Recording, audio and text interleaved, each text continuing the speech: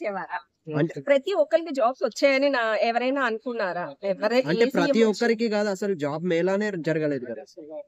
ఇక్కడ మనకి ఇప్పుడు డెవలప్ అయితే కదండి ఆయన వచ్చేది. ఇప్పుడు 4 ఇయర్స్ లో ఎక్కడ జాబ్స్ ఇవ్వగలడు ఆయన? ఫస్ట్ మనది చాలా వరకు డౌన్ అయిపోయే ఉంది.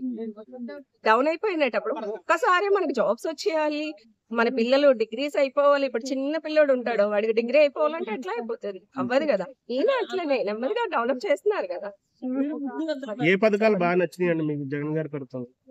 అదే చెప్పాను, ఆరోగ్యశ్రీ. అదే ఆరోగ్యశ్రీ అంటున్నారా? ఆరోగ్యశ్రీ ఓకే గాని కొన్ని హాస్పిటల్స్ లో తప్పుడుగా చేస్తున్నారు. ఎందుకంటే చిన్న హెల్త్ ప్రాబ్లం ఉన్నా దాన్ని పెద్దది చెప్పి డాక్టర్స్ డబ్బులు వసూలు చేస్తున్నారు.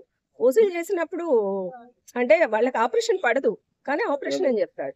ఆపరేషన్ చెప్పి డబ్బులు తీసుకొని బిల్ పెడతారు. అవన్నీ కొంచెం రాంగ్ అవుతుంది. అయితే ఈ మధ్య వాలంటీర్ వ్యవస్థ మీద కొంచెం నెగిటివ్ కామెంట్స్ వచ్చినాయి, దాని గురించి అదైతే కొన్ని నిజమేనండి. వాలంటీర్లు అన్నది అందరూ జెన్యూన్ ఉన్నారు. ఆయన మాత్రం చూస్తాడా జెన్యూన్ ఉన్నాడో లేదా అన్నది? జెన్యూన్ ఉన్నారు, జెన్యూన్ లేరు. అంటే ఇప్పుడు పవన్ కళ్యాణ్ చంద్రబాబు కూటమిలో వస్తున్నారు కదా, వాళ్ళ గురించి ఏమైనా చెప్పాలి?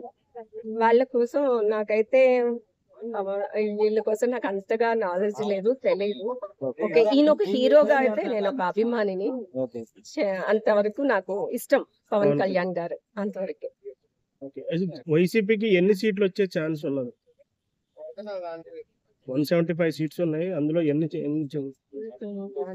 ఆయనేమో 175 వస్తాయి మాకు అని చెప్పేసి అంటున్నారు. 100+ లేకపోతే 150+? 100+. అంటే అందరు అంటున్నారు చంద్రబాబు రావాలి అని చెప్పేసి చెప్తున్నారు. ఎందుకోసం అంటే ఇంతకు ముందు ఐటీస్ బాగా డెవలప్ చేశారు కదా ఇక్కడ. ఏమంటారు, ఆంధ్రప్రదేశ్ అనేది మొత్తం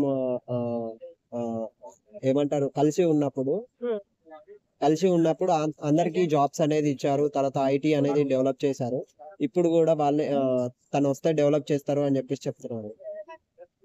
ఎవరు? చంద్రబాబు నాయుడు గారు వస్తే డెవలప్ చేస్తారు. ముందు వచ్చారు కదండి, ఆయన ముందున్నారు కదా. ఎంతవరకు డెవలప్ అయింది? ముందు ఆయన వచ్చారు, ఎంతవరకు డెవలప్ అయింది ఫస్ట్ అది కూడా మనం ఆలోచించాలి. ఫస్ట్ అప్పుడు ఆయన ఉండేటప్పుడు జాబ్స్ ఉన్నాయా? లేవుగా. ఈ స్టడీస్ ఉన్నాయా? లేవు కదా. ఇప్పుడు వాచ్మెన్ పిల్లలు ఎంత రిచ్ గా వెళ్తున్నారండి. మనం కూడా ఆలోచించాలి కదా. ఉన్నోళ్ళు లేనోళ్ళు మిడిల్ వాళ్ళు అందరూ ఉన్నారు ఇక్కడ.